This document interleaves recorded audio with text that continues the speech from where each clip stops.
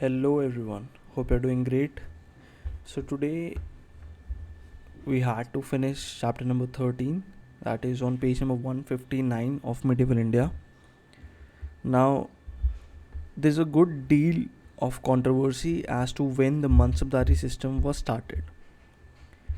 From the available evidence, it seems to have been initiated by Akbar in 19th year of his reign, that is 1577.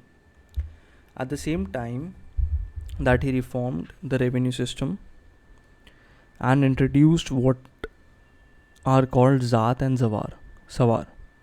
Although many historians are of the opinion that the Sawar rank was introduced later by Akbar, recent studies show that both the ranks were introduced at the same time. Persons holding rank below 500 Zat were called Mansabdars. Those from 500 to below 2500 were called Amirs, and those holding ranks of 2500 and above were called Amir-e Umda or Umda-e Azam.